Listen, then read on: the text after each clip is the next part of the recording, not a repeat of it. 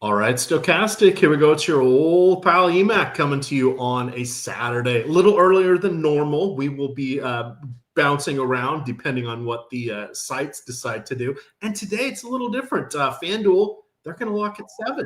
So they are including the late game tonight. DraftKings locking at 6, excluding the late game. So we've got 4-game slates, but it's 5 games to talk about here. I am joined by Chris Spags. You guys know him best as one of the original members back in the Awesemo days, and he has branched out to the Splash Play channel, where you guys can follow him there for all of his content on a daily basis. Chris, it's been a hot minute since we've done a show together. How are you doing, good sir? I'm excited to be here with you, Emac. I know Lofty has called me out on stream before that I say I'm excited always, but genuinely I mean it today because Emac, one of my oldest pals, both literally and in terms of the time here at Stokastic. So glad to be here with you, and I think it's a fun NBA slate. I made some changes, my own projections today to try to reflect the current season more because I only put a few lineups in yesterday, Emac, but I'll tell you what, I got the Cavs so wrong that I was like shook. So I'm just like, I got to change something today, and that's the way I'm feeling here for today's slate. Was it partly the Larry Nance Jr.? Yeah, I mean, well, so like I was offline for most of the post 5 p.m. time period, but saw that come through. And I have people that pay me through my Splash Play channel for projections, so I try to stay on top of it. Then it's like, okay, the assumption is Craig Porter Jr. is going to start, Larry Nance going to start. They end up not starting, and I'm sure like a lot of people, because I saw the ownership was crazy high for them. I just didn't swap off. Where I was like, well, Lonzo's on a minutes limit. Larry Nance can get out there. And it's one of those things where I think, Brick, Brian Hooper, the guy's been on Stokastic many times before, has said whenever you have a thing where the assumption is like this guy has one positive role, let's say, and then it gets worse, you should always kind of swap off because the ownership lays there a little bit too much. And that ownership, boy, people just hung on to Craig Porter Jr. and Larry Nance like they were a life raft. Yeah, the Craig Porter Jr. ended up not being a complete disaster. Yeah. Nance was, however. And that's good to kind of talk through, guys, because you don't want to do the never again. Why did we play Larry Nance? We played Larry Nance because when he's in this type of role, he's a fantasy point per minute producer. We've seen him do it at multiple stops across the league, and that's just the way it goes. Should he have, he was 0 for 6 last night. Should he have been shooting as many threes? Probably not. He wasn't active on the boards. You know who saved his day? Dean Wade. Wade had 5 stocks, if I remember correctly, yesterday. Otherwise, he would have been a donut as well. This is what happens when you get down to these back of the rotation guys. And even though they're being foisted minutes upon them, we don't exactly know how it's going to play out. Plus, in this particular case, they were missing a lot of the other, leading NBA caliber talent around them that makes it just that much tougher. So Mama said there'd be days like this. There'd be days like this, Mama said, quoting a reference to a song that you guys probably have no idea what I'm talking about. But in any event, lots of slates. No need to beat ourselves up over it. But shout out to the NBA. Silly season started the first weekend. Crazy times with Giannis being a late scratch the other day. His game is underway right now. That's not one we're going to talk about. But we'll go through game by game here, kind of organizing things. We'll run some sims on screen. We'll do some other stuff. But just remember, we're the only show today, so we do things a little bit differently than the Deeper Dive Live Before Lock. We kind of do a mix of that. And then we'll be flexible. As things go crazy throughout the season, we'll focus a lot more on the injuries. Tonight, there's not that many if-thens or crazy spots that we don't already know the information we need, save for the 10 o'clock game, and we're just not going to have that information until we get there. But starting off with the DraftKings only game that tips off at 6 o'clock here, we've got the Minnesota Timberwolves in Charlotte taking on the Hornets. 4 of the 5 home teams are underdogs tonight. Detroit is the only one that is not. But Charlotte, 4.5-point underdogs here, 233-point expected point total. Minnesota is going to be without Anthony Edwards for a couple weeks. So that's, a big moving part there. Charlotte is without Brandon Miller for at least through Thanksgiving, potentially longer. He has a shoulder subluxation. And then LaMelo Ball, questionable because, of course he is with the foot issue. That's just what happens when you wear big baller brand shoes. So those are the main moving parts here. Hornets have lost their last 2. They do play tomorrow. There's a couple teams that are on a back-to-back front end of a back-to-back. Timberwolves have lost their last 2. They've been off since Wednesday. They play again on Monday. What do you like from this game? Let's just assume Ball is in. Yeah, so ball is actually available to play. They said about 5 minutes ago, like right before the show, before we hopped on. So yeah, that should be good to go. I think LaMelo's side of things looks good. I mean, he's really the one Hornet that stands out to me. Ryan Kalkbrenner obviously has played incredibly well so far. You might have seen some of the stuff going around where he's only missed like 3 shots to start the year. He's at 90% true shooting. Pretty crazy numbers. That said, for him, a guy that would expect to come down to earth a little bit. Obviously, as a big man, you do have more shots at the rim, more easy opportunities, and Kalkbrenner is pretty much exclusively shooting at the rim. 90% of his opportunities happen in the rim, only 10% from mid-range. That's going to end at some point, so I don't need to go crazy on Kalkbrenner. LaMelo, though, I did get a good amount of with 42% of my top 150. The field at 24. He's been playing at a 1.53 fantasy point per minute pace. The rates actually look even better in court time without Brandon Miller. So that's a positive thing for him, and that's been the case going back to last season. I do think Miles Bridges is probably due for better days, but it seems like the entire offense is LaMelo now. So at least on Charlotte's side, I think it's a little bit easier. It's Kalkbrenner, LaMelo, and then if you really wanted to try to get some tournament leverage, that you take the shot on Miles Bridges. All right. I see someone's asking what the hell's a Yahoo? I was building out some Yahoo lineups, so I was looking at our data hub here. The secret site, nobody plays there but me, and their contest locked at 5. So we're good to go. It's kind of nice tonight for me because I get a 5 o'clock, 6 o'clock, and a 7 o'clock lock. So everything works out there. Let me get to my notes here. Key things. I do like the Kalkbrenner call out. He's kind of a discounted differentiation piece.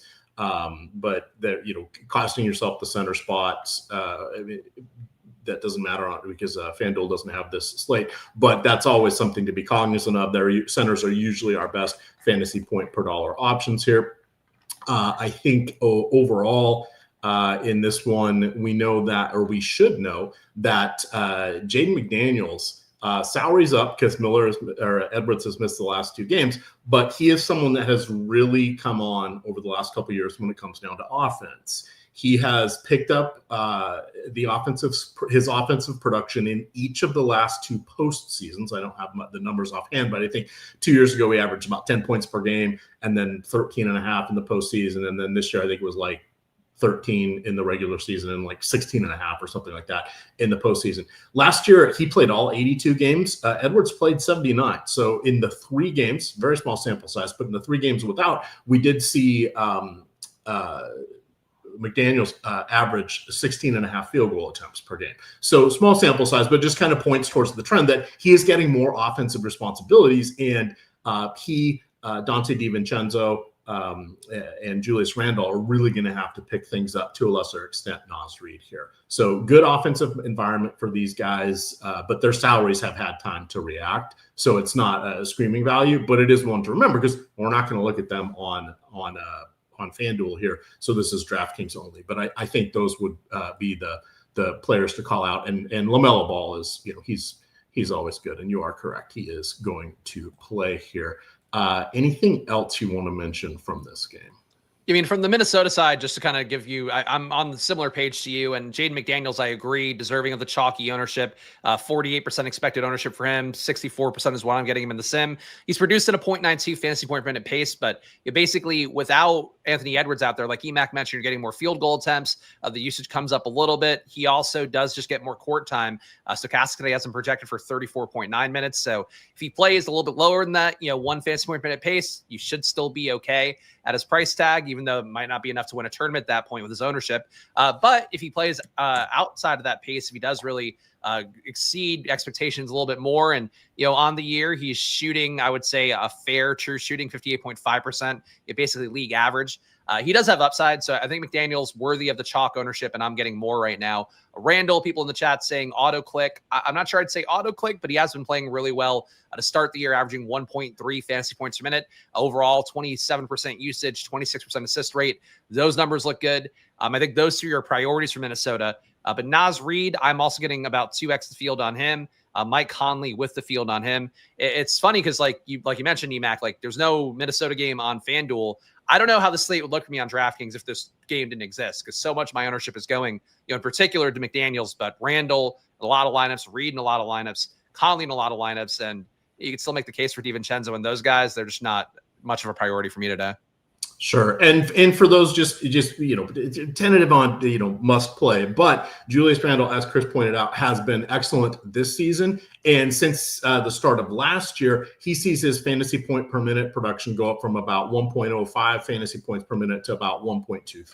So that's almost a 20% increase when he is on the floor without Anthony Edwards. And that we're looking at, I think it's like about almost a 550 or 600 minute sample size. So even with the time he missed last year, he has shown that he does perform better when he's not having to share basketball quite as much. All right. Now we are going to talk about the next 3 games. We'll talk about them individually, but they are going to be on both of the site's main slates here. So let's turn our attention to the Orlando Magic at Washington, taking on the Wizards. Wizards are 9-point underdogs here. We have a 234.5 projected point total. We have Jalen Suggs, unlikely to play on back-to-backs for the early portion of the season. He's still recovering from his injuries. He is available to play tonight. He's probably going to be capped at around 24 minutes, but I didn't want to call that out. The only other person that is missing for Orlando is going to be Moritz Wagner. So no Remember Me games tonight. He is coming back from, I believe, a torn ACL. He's going to be out for a little while longer. On the Wizards side, very crowded rotation here. Bilal Coulibaly did come back in the last, I think he's played 1, maybe 2 games.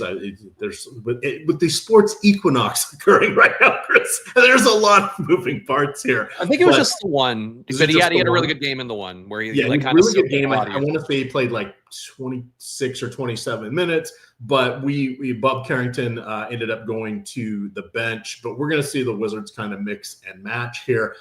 My favorite player in this game should be no surprise for anybody, but it is Paolo Banchero.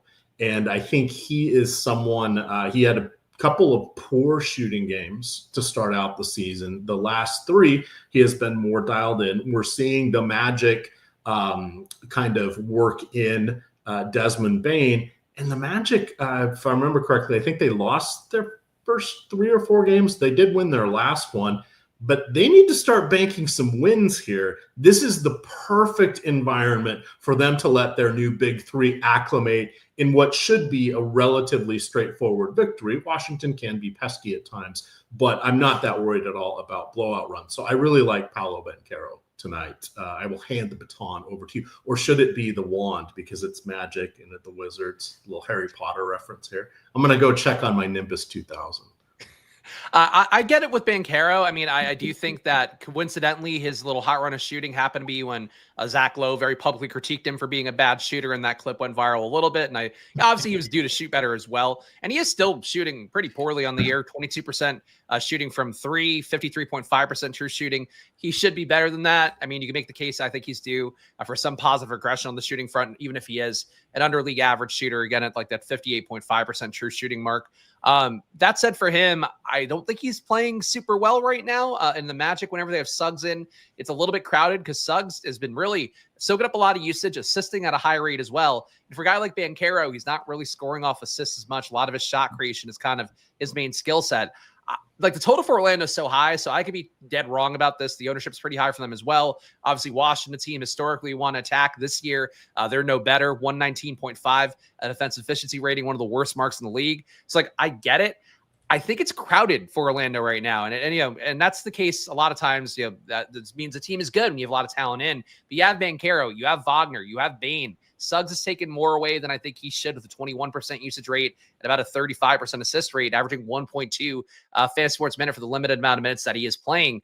I think the Magic, nobody stands out to me meaningfully. And I think you can dice roll it here and get, Bane right potentially. You could get Wagner right potentially. But for me, the net result is I'm low on all the guys, including Banchero. I'm the lowest on, getting 11% of him relative to the field's 37, but I'm getting less than half the field of Franz Wagner. With the field on Bane, I guess is the most positive stand I have. And Wendell Carter looks decent, I think, as a center play. $5,400 center, not a bad one. But I'm not crazy about Orlando here, and I think the field will be. So that might screw me today, and I would get it. Just how these guys are playing right now, I don't think the picture doesn't make the most sense to me. All right, I'm going to flip my screen here. I'm trying to set up 2 tabs, so I'm going to bounce back and forth for these games between FanDuel and DraftKings here. So I've got my FanDuel stuff up on the screen. So we're going to see things a little bit differently here on FanDuel, again, because we don't have that 6 o'clock game. So you're seeing that Wagner, Boncaro, Bain, etc. are picking up more projected popularity than they are on DraftKings, which makes sense because of the way the player pool shifts out. So I am playing on all the sites tonight. So I'm semi-influenced here. I was speaking with the old FanDuel hat on, the blue site, if you will, because I've had some nice little success over there, Chris. It's been fun. It's been fun. Hey, for those of you who are looking to find success in your DFS journey, I highly recommend considering the Stokastic Hall of Fame. All you guys need to do is have the Stokastic avatar as your avatar on your DFS site of choice. We've got half a dozen different ones that you can choose from. All you need to do is download that from, let me make sure I'm sharing the correct page. Download that from here. You can upload that to your DFS site of choice. If you finish top 3 in any contest with at least 5,000 people, entry fee does not matter. Top 3, no chops like in Showdown, but top 3, first, second, or third, you can earn different tiers of the Stokastic Hall of Fame. So the first time that you manage to do this, you get a free month of any single sports sim. The second time, you get another month of any sims and a free week of a second sport. You win it 3 times and you get a month of sims all access. That's over a $500 value. This is a pretty good deal here. I won last night college football. I ended up winning the Minimax. Just put in 50 entries there using the great Matt Gajewski projections with the Stokastic sims, and I took that home. So between that and FanDuel, even in the couch cushion contest, I easily would have had 3 or 4 months of the sims here at this point. It takes diligence, but there are ways to get in with a discount. So check that out. That is the Stokastic Hall of Fame. Anything else you would like to cover here? Is there any way, let me phrase this a different way. Any wizard standing out for you?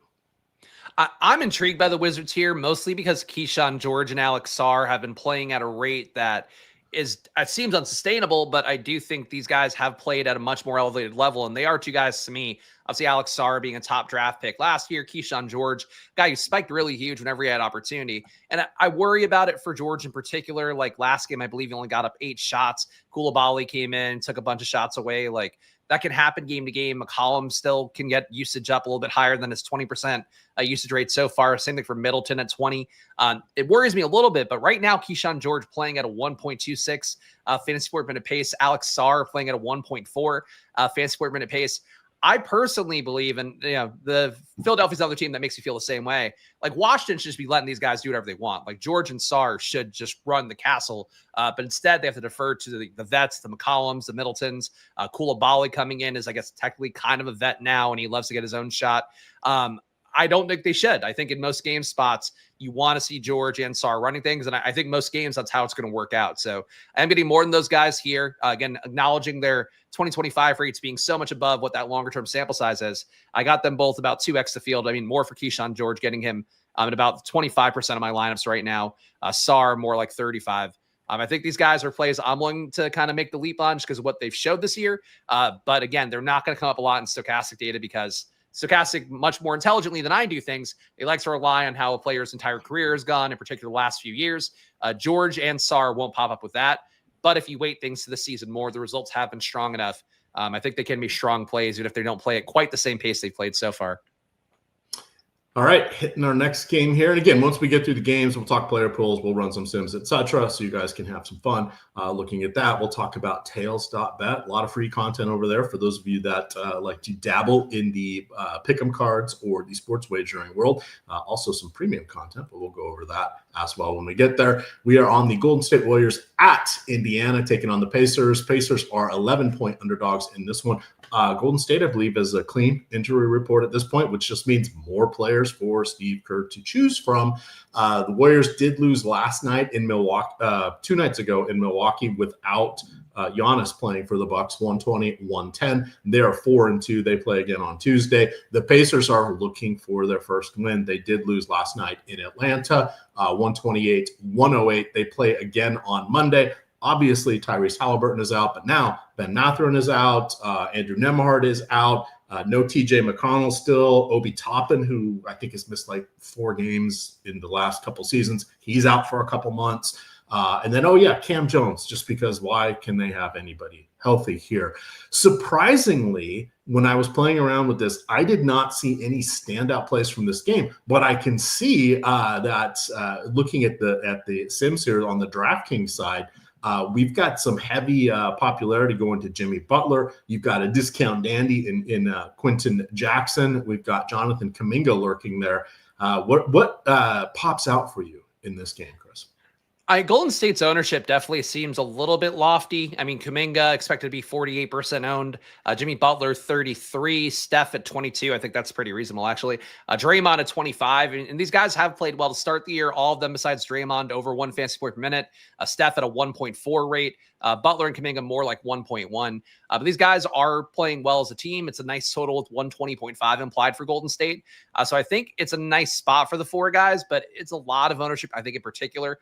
For Kuminga, I'm getting him in 26% of my lineups, getting Butler at 25, Curry at 25, just a much flatter exposure for me across the board as opposed to, favoring Kuminga too much. Kuminga at 6,200, price tags come up a little bit. He's playing, again, well enough, but I don't think, and he's frankly shooting better than he probably will at 67.5% shooting, true shooting, just unsustainable for a guy like Kuminga to hold at that high of a level. But, playing well enough. I get why the field's there. I just think on this slate, you have enough options to pivot around. But like Emac mentioned, the rest of the guys, not really an option for me. Pajemski, the field's going to play at 11%. I got him at 4%. Nobody else coming up even 1% for me, including Moses Moody, who is going to be owned a little bit by the field.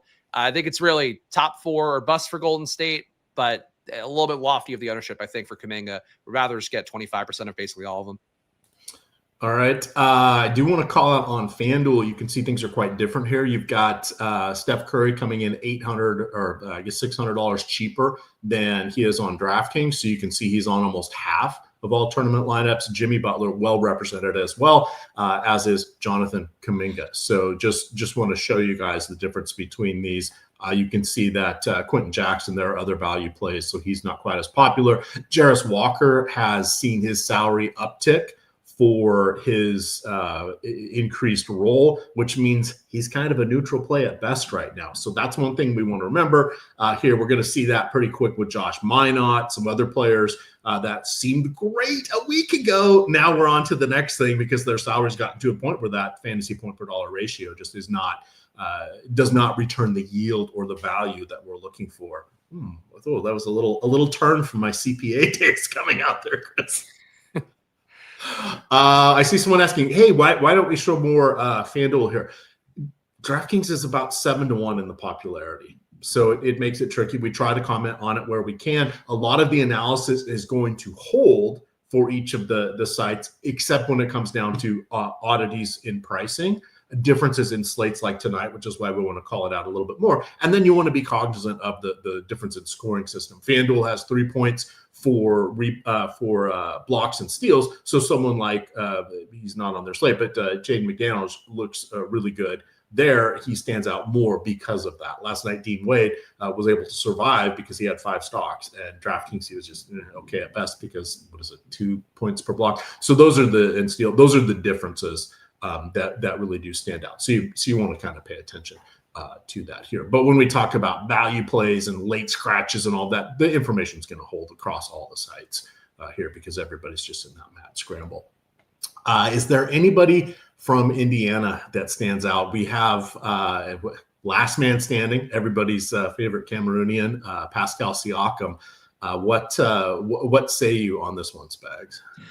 I'm still intrigued by Siakam, especially after him being a dud last night. I mean, he got there well enough when he was mega chalk and was much cheaper on DraftKings, but he's pretty expensive now on FanDuel. He's also 9,500, DraftKings 9,300. So he's being priced like a stud. That said, 9% expected ownership on DraftKings. I'm getting 15% there of Siakam just because he has played at a really good pace. And Again, last night, they pulled the plug a little bit early. He didn't get back out there late because the game was out of hand. But I think for Siakam, as long as games are competitive, as long as they hang in, and certainly as an 11-point dog here at home, no guarantee of that, but I would hope that they can hang in. And if they do, I think Siakam can be a part of that. So with how much ownership is going to Golden State side, I always try to consider who would be the guy that helps keep it competitive for the chalky plays to stay in the game long enough to have the upside they're supposed to. And, obviously they could play 3 quarters, go nuts, and maybe enough Warriors get there. But I think Siakam, having him as a bring back with that, all that ownership for Golden State seems pretty logical. And he has put up 1.34 fantasy points minutes so far this year, 30% usage rate.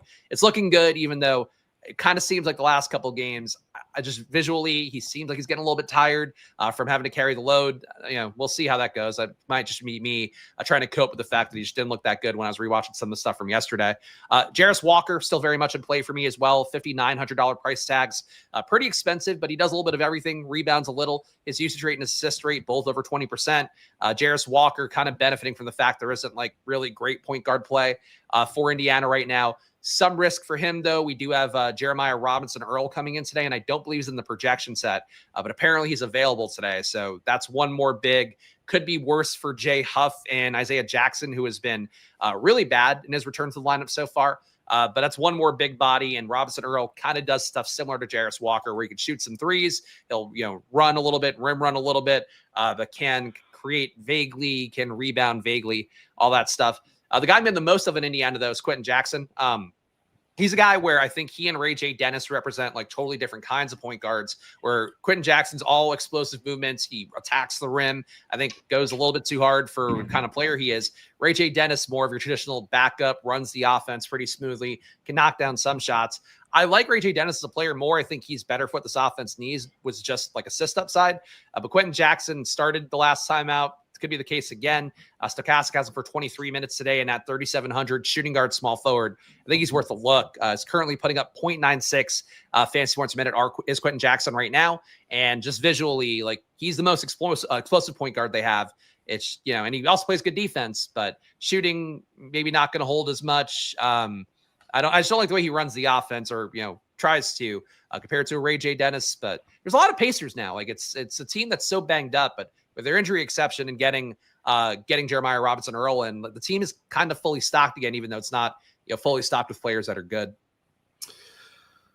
All righty, so we've got some fun here. I'm going to share this tab here. This is how you can get some of the DFS sims for free. Sign up with any of these providers here. You have to click through the button on this page or it will not work. But if you follow these steps listed above, choose your promo, make your deposit, place your bet, your pick and part, etc. As soon as that settles, take a screenshot of that, attach that to your welcome email, send it to support@stokastic.com. Tell us which single sport sim you would like for the next month, and we will get that to you. You can stack these. You can get 3 or 4 months if you haven't signed up for some of these sites. Onyx is a new ad there. They are available in over 40 states, including states like Florida, where we only have Hard Rock as the sports wagering option, but they are available because they are a peer-to-peer site. There's a different word I'm thinking of. What do we call those? The social sites.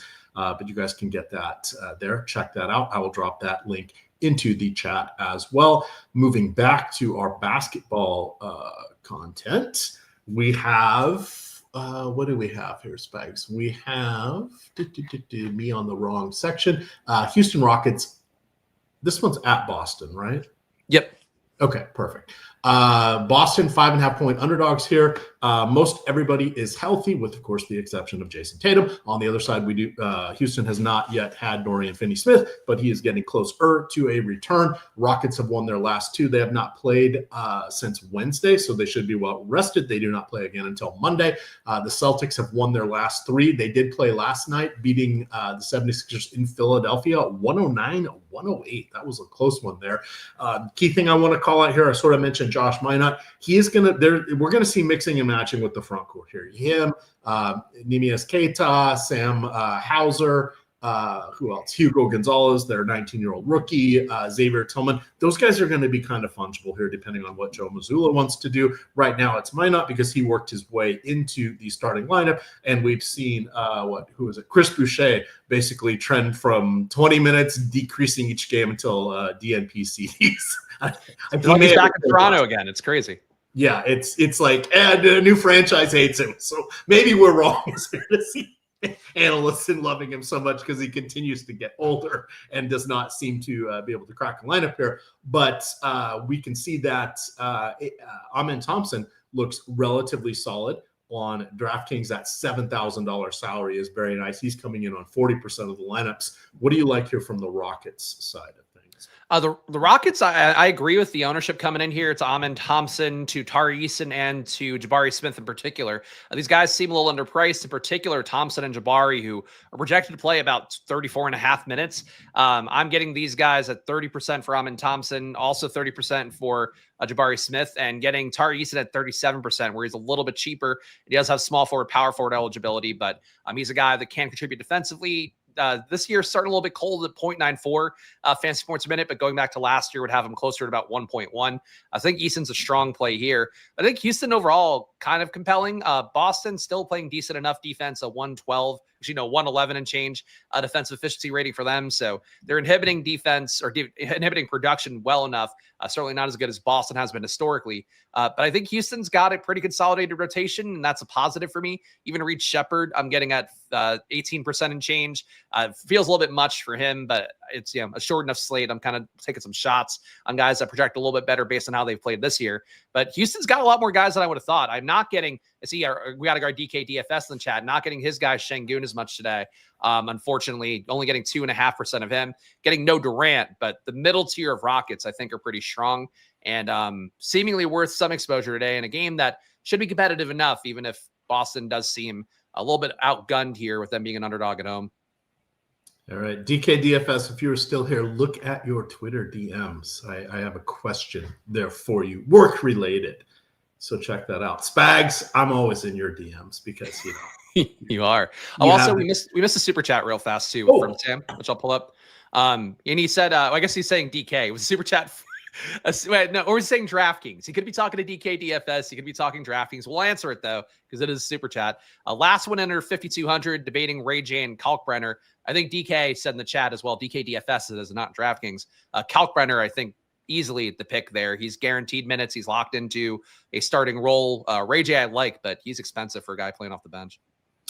All right. Let me go. Since you guys saw DK there, it's DK__ DFS on Twitter. But you guys can also follow him on, I'm going to share this tab. You can follow him on Tails, where he does give away some free content. He also has a premium package over there. But you guys, similar deal. You can get a free month of Tails if you sign up. If you prefer that over the Stokastic Sims, you can choose any package that you want. We have, Greg and others, myself, putting out free content each day, but we also have premium content here. So if we wanted to sort this here, I'll just look quickly at what DK has out there tonight. Ooh, look, he has some information there on he likes Siakam, Sexton, and Bridges, but I don't want to share too much because that is behind the paywall there. But you guys can get tails.bet over there. And again, tons of free content. Get your toes in the water over there. But we have close to 100 contributors now across every sport that you can think of. So check that out over there. When we have more time, we'll cover that more. But because we're trying to do so many things on tonight's show, we will get back to the games here. Boston. What do you think about Boston? Are you good with a Jaylen Brown? Do you want to roll the dice again with Minot? What's coming up for you? What's coming up, Clovers and Shamrocks? I'm still willing to take the shot on Minot. I think he's been fairly impressive, averaging over 1 fantasy point per minute so far. This season contributes as a rebounder fairly well because they just don't have a big man who kind of absorbs rebounds the way they used to. And for whatever reason, the other guards, like I would have thought Jaylen Brown kind of just stat padding as a star player often does when some opportunity opens up. He's not crashing the boards too much. He, White, Pritchard, Anthony Simons, all under a 10% rebound rate. So as a result, Josh Minot does scoop up a little bit more in rebounds than I would think. The usage is nothing to write home about. Only 14% usage, 9% assist rate. Nothing too great there, but he adds some blocks, adds some steals. That's kind of the picture that looks pretty good for a guy who's projected to play 26 minutes today. So Minot, again, seems like it's going the wrong way. The price tag coming up and the big game a little bit further in the mirror. But I think for Minot, still a guy I'm willing to get to. Peyton Pritchard's the other one I'm really buying into the most here. Just seems like he's due to shoot significantly better. He and Derek White both just shooting really bad to start the year. Derek White's at 44% true shooting, which is, again, about 14% less than league average. Derek White's a good player, so he should climb up a little bit substantially more there. And same thing for Peyton Pritchard, 48% true shooting for him. For comparison, Jaylen Brown's been actually starting the year hot at 65% true shooting, so I think those guys kind of find their depth a little bit more. And Jaylen Brown, Emac, I don't know how you feel about him, but I feel like not the most impressive start to this campaign without Tatum. Like, he's getting usage up a little bit, but not as much as he did historically when Tatum was out. The assist rate's up a little bit, but not as much as I would think. He just kind of seems like he's not, I don't know, spiking the upside as much as he did in previous years where it's like, oh, Tatum's out for one game, I'm going to go nuts. He's just kind of playing like a pretty good player. I feel like he's like a lesser Devin Booker right now, which is not where I want Jaylen Brown to be. No, those are all very fair points, and I've there's been some hand wringing between him and especially Pritchard and White. These role players and these secondary options, they have all this great efficiency, and when volume is foisted upon them, they fall apart. Those guys had volume ample times throughout last year when the Celtics were rightfully doing load management because they had such a lead on the field, and they were perfectly fine in those situations. I think the team's just kind of playing a little more poorly, but remember, they've changed out their starting lineup. No Al Horford, obviously no Tatum, and then Drew Holiday traded away as well. So they're still kind of finding their way. I expect to see some improvement for individual performances. How they do as a franchise, well, we'll see. It's going to be a little bit tougher because there's no real depth there as compared to the juggernaut that was in place before Tatum was lost for the season. So I expect better performances. I think this is just a tougher stretch here. And remember that core of that team was together for 2.5 seasons. So this is kind of an abrupt change. Is sort of my read on it, but and I'm not a huge fan of the Celtics, so I'm not an apologist for them. They were so good. I mean, I feel like their previous configuration, and again, whenever Tatum was out, it's like I really enjoyed like the 3 guards buzzing around, and then you had Drew sometimes, but there were a lot of games last year where Drew was out, Porzingis was out, and it was just Derek White, Pritchard, and Jaylen Brown, and I just felt like they ran a lot better, as a trio, and also just sometimes one of those guys would have a good day, the other one faltered. I like the way it looked better, and I'm surprised it doesn't look better to start the year. And I don't know if it's because Boston just kind of feels like, there's really not hope for the season. It might be that case. But point being for me, for Jaylen Brown, is like he's actually playing well right now, but he could do so much more, and he's just not right now, it seems like. Sure. All right, last game of the night. We are now exiting away from DraftKings, though they do have this game on a 2-game late slate. Both sides have it with the single game format, so keep that in mind. It's the Dallas Mavericks in Detroit taking on the Pistons. Pistons are the lone team of the 5 games that we looked at here, the lone home team that is favored. They are 7.5-point favorites here. Dallas is going to be without Anthony Davis because, of course, they are. Derek Lively is still out. Dante Exum is out. Kyrie Irving, we'll see if he plays this year. Haven't seen anything on D'Angelo Russell for updates. He's dealing with a sore knee. My guess is he probably will play. We did get news that Daniel Gafford, even though he was still listed as questionable, has been said they expect him to play tonight. I believe this will be his debut.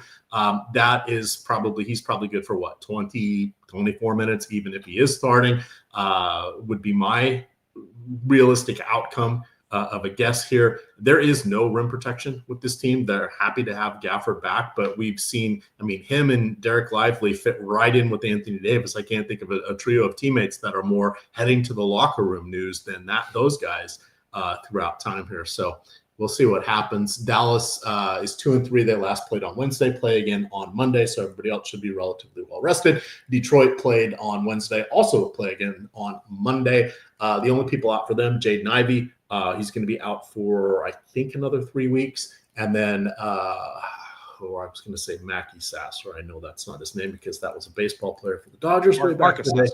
Marcus Sasser, no relation that I know of. He has not yet played. He, I think, is questionable. I don't think he's played yet this season, but those are our plays here. How do you feel about Dallas? Who's going to handle the ball for them? Who's going to score for them? They have a bunch of tertiary scores because it's not Captain Klay Thompson because, he's going to be 36 here. PJ Washington is fine, but not he can't carry the load.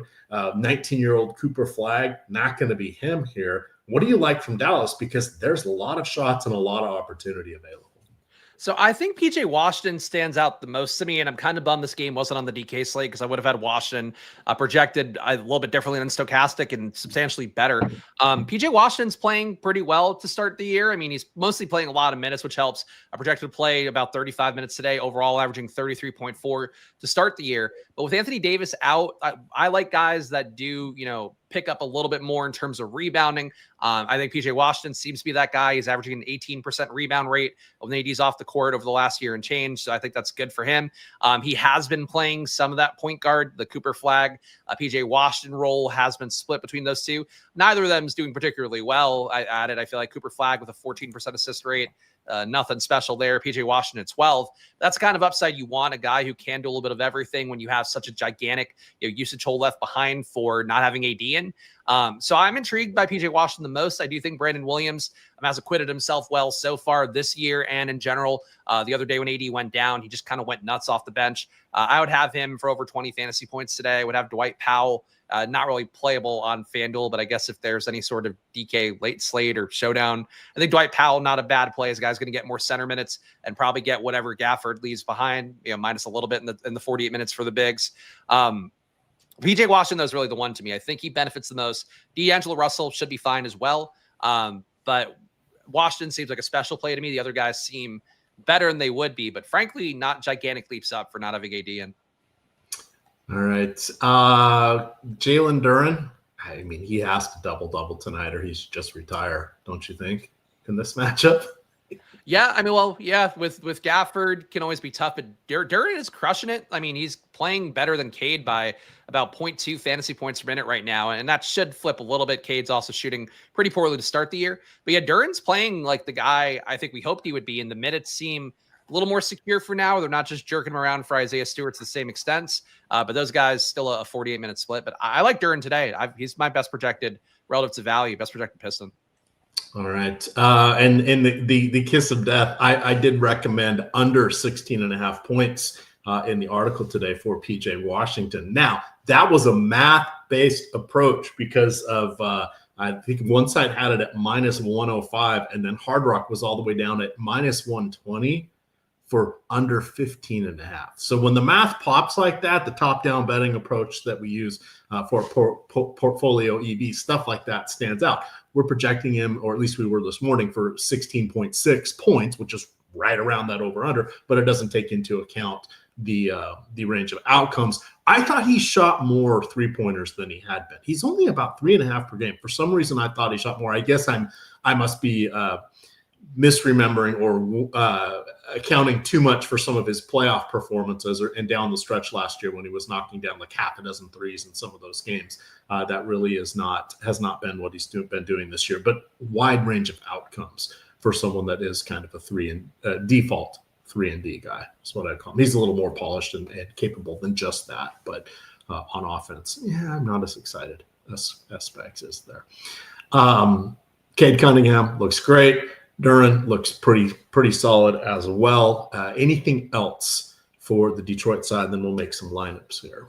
I would say Asar Thompson is jumping out to me as someone that's playing or outplaying what he's been historically. And again, this is the early part of the year. And it's really important to note for sample size stuff, if you use a site like Add More Funds NBA Wowie, you want 1,000 possessions there because that's when the rates get a little more stable, more predictable moving forward. Beginning part of the year right now, we're at most guys having about 250 possessions as opposed to 1,000. So it's not all the way there, but Asar Thompson, 21% usage rate to start the year. He's assisting on 23% of plays, 1.1 fantasy points a minute, technically right about, well, not even, but a little bit less than Cade Cunningham to start the year.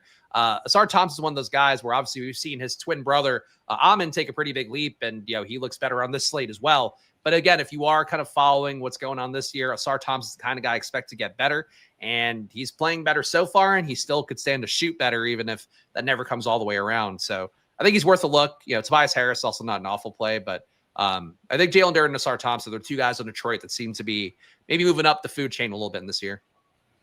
Yeah, the one thing thus far with Thompson, and I was kind of looking at him, I don't want to say foul trouble, but he had like 4 fouls in each of the first 3 games.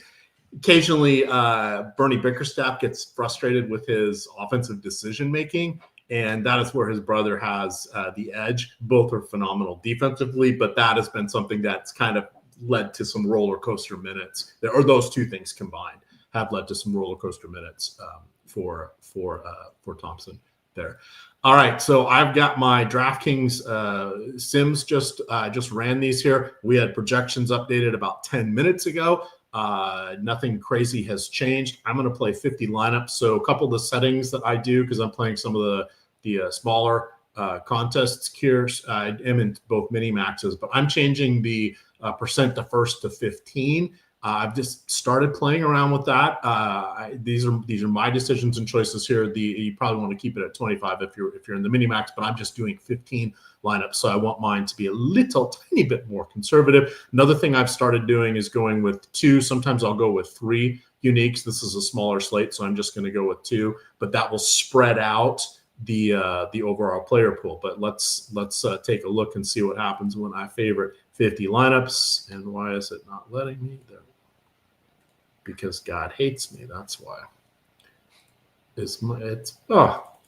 My mouse is not acknowledging it. So I'm going to refresh this screen, and we'll see. I may have to start over here. Oh, it looks like I have to start over. But we'll look at that when I get that run prepared there. What do you have for your run? Are you seeing a heavy influence on anybody? Are you missing out on anybody? What is your initial take here as we are 13 minutes before? Yeah, so as I mentioned, like I do overlay my projections onto a Stokastic sim, so I did get more of my guys. That included a lot of Jaden McDaniels. That's going to be aligned with your Stokastic data as well. Did get more again in the field of Keyshawn George, Alex Sarr by a good amount. Those are 2 of my higher guys. LaMelo Ball getting over 40% of, Naz Reid getting over 40% of, Julius Randle a little bit lower than the field. He's expected to be 42% owned, or at least was with the semi round before. He's still a player that I want to be with the field on, but I don't think, like I mentioned, don't think he's an auto click, because I think there is some lineup fluidity that you can have when you don't play him. But yeah, I think for me, mostly a lot of Minnesota, a little bit of Washington, good amount of Houston coming up. And I don't think that's necessarily too contrarian, besides the fact that I did boost Keyshawn George and Alex Sarr a good amount for their results so far this year. Sarr has been tremendous. And I did misspeak. Flag is 18. He'll be 19 in December. Sarr, I believe, is 19, going to be 20 in a couple months here. Sarr has looked really good in the early going of the season. I thought that kind of forgot this was only his 2nd year. I had thought, oh, this is great. It's a 3rd year. And it's like, no, he's doing this little mini breakout quite nicely here. So kind of interesting there. So I did my 50 lineups. I'm getting a ton of Tari Eason. Yeah. 3 times the field. Where were you on that one? I am getting Tari Eason at 37%. So I am not 3 times the field, but getting him a good amount. Yeah. So what that could be is a function of me going with the 2 unique. So what I'm going to do here is clearly the Sims like him, but I don't want him on 60% of my lineups. I'm okay doubling the field there with him. Jimmy Butler at a pretty decent price point. I'm going to cap him at 50. Thompson, I'm fine. Randall, I'm fine. So let's see where this shakes out again. So now I just go in unfavorite, refavorite, and then you'll see. Hopefully I'm showing the right screen. Yep. Geez, now I'm getting a ton of Mike Conley, the ageless wonder here. We're going to put him at 35%. So all I'm doing here is just kind of tweaking, not trying to go overboard on anybody. A lot of Josh Okogie, but that $3,700 price tag is pretty nice. I will double the field on him. Naz Reid, we'll go a little bit higher. I love Jaden Daniels, but I'm okay being even with the field. Sarr's really popping up. So who am I missing here that I really wanted some action? So Paolo Banchero, 32%. I'm good with that. A little above the field. I mentioned he was one of my favorite plays. Getting a little mix there of Golden State. Now we'll see that Curry is hardly going to be showing at all, but he is someone that's going to really come up on FanDuel when you do that. I'm just getting 6% of Curry. I'm okay with that. It's going to be a not so spicy night. Yeah, I tried to get him at single-digit ownership versus Milwaukee, and that did not work. I thought that was a way to get unique and play the Bucks chalk the other day, And was surprised he didn't go off in that spot. He's playing well to start the year, but the ceiling for Steph can always be elusive for sure. Yeah. So getting a lot of Kalkbrenner here. I'm okay with that because you get the the center and then the utility slot. So I'm not overly worried. Who else are we getting at center? A lot of Şengün there. Şengün's one of my favorite players. I can't. What do they list him at? Like 6'11" or something? He does not look like he's 6'11". You think he's shorter or taller? Shorter. Yeah, because I feel like when he first came in the league, I think he was like 6'9" and change. So he probably grew a little bit, but maybe not 6'11". Yeah, I really, in particular that opening night, I was really like, is he really almost 7 feet? I don't think he's really almost 7 feet. It's because he moves a little bit, like, more like a guard kind of sometimes, at least in that first game, especially. I feel like since then, I haven't seen him look quite as good as that first night against OKC, but he definitely, like, the shots he takes are not big man shots usually. All right. Leaky Crease says the same thing. Yeah, he looks a little bit shorter there as well. All right, let me get these uploaded here. Chat, do you have any questions? We can take those. We talked about how you could get the Stokastic Hall of Fame. We talked about how you could get the free Stokastic Sims by signing up through our partner sites. We talked about Tails there somewhat, which it's a lot of fun. And frankly, I think one of the best selling points is, and you will agree with me, Twitter is just a cesspool at this point. Going somewhere where you're just going to see sports or different things, it's just nice. It's like I don't have to doom scroll or whatever. And even if you go to some of the news sites, it's just like the world's literally falling apart around us. Can I just have one moment where I don't feel all that trepidation about where we are today as a society, a human race, as we head towards destroying Mother Earth? Yeah. So I'm going to go to. Yeah. I mean, that's always the perk, I think, of newer platforms too. It's like right now, and a lot of the guys in the chat I've seen popping in lately, enthusiastic about Tails because you literally are getting to follow some of the best people in the industry, oftentimes for free. Guys like Jake Hari for NHL, you're getting expertise that you just wouldn't have yourself, and that market pricing might not capture as well as Jake's own insight from somebody that's been so deep in the weeds. Literally since Stokastic started, Jake has been one of the best hockey players in the world, and now we're 7 years later. But I think for Tails, it's just the best part of a platform right now where you're getting the good stuff. Like Twitter was also really cool when it first opened up. There were a lot of people. It was fun to hang out on there, fun to chat. Then it kind of gets worse. And maybe in 10 years, we'll go like, Tails, what happened there? But right now, though, it's like a good time being on there and you're not getting shafted. You can see people's results and Tails stuff that, you actually want to. So I think really for me, as someone that's, I would say a somewhat impartial, third-party observer, I think for Tails, like seeing the growth there and how people are really excited about it, that's always fun to see in betting because it can be a space where that doesn't happen very much. All right, we have a super chat here from Brandon Mauler. He's asking Steph Curry and Jabari. Jabari Smith versus Julius Randle and McDaniels. So we've got Houston and Golden State on one side, double down on the Timberwolves on the other. I lean towards the Timberwolves side here. I like that game environment just a little bit better. And I think the pricing is just a tick high on Curry, just a tick. Yeah, I think I like the game theory of playing the lesser owned Curry and Jabari, but I mean, just practically, I got a lot more of Randall and McDaniels. McDaniels to me is one of my biggest buys in, and he really has been in a lot of slates. And he's one of those guys where for me, when I'm like, I get this guy in my projection set often, and he never lets me down or very infrequently lets me down. I do have a little bit of a candle for those guys. McDaniels is one of those guys. So I think you're definitely chalkier playing Randall and McDaniels. I would favor it, but if your lineup is chalky, maybe swap those guys to Curry and Jabari and hope you can beat out the field. I mean, I am a chalk donkey, so it is what it is. NBA, it pays off usually more than it does in other sports for sure. Yes. Question here from Jeremiah Johnson. Do you guys like Brandon Williams tonight on FanDuel if D'Angelo Russell is out for Dallas? Sure. Let me see where we have him now. So I believe that Russell is going to play, but we won't know that for a few more hours. Williams is kind of the de facto last sort of traditional point guard. Cooper Flagg definitely playing out of position there. Klay Thompson, even PJ Washington to a certain extent can be a secondary facilitator. Maybe someone else brings the ball up.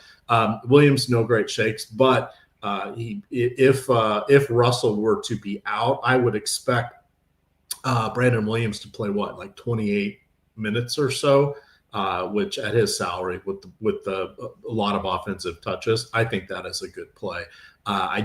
It's not as great of a value as we saw with Cleveland last night because his price has ticked up a little bit because Dallas has been missing these players for a while, but I would make him a priority. Yeah, I mean, I think he's borderline playable now, but I agree. If you get Russell out, it'll look a lot better. I mean, Russell will be vacating about 71% of the possessions that he's taken off the court right now because he has a 29% usage rate and a 42% assist rate. So, like, he's killing a lot of possessions when he's on the court. A good amount of those would flow to Brandon Williams. And then, Jaden Hardy can also play a little bit, but, like, he's been iced, I think, for the most part in the rotation by Brandon Williams, really going back to last year. So, Brandon Williams, I think, would look very good if Russell's out. And I think still, if you're doing a 150 set, borderline playable, even if Russell's in. Yeah, Russell in his last game, he was 9 for 12 from the field. That's a complete outlier. In his first 2 games, totaling 19 combined minutes, he was 0 for 3.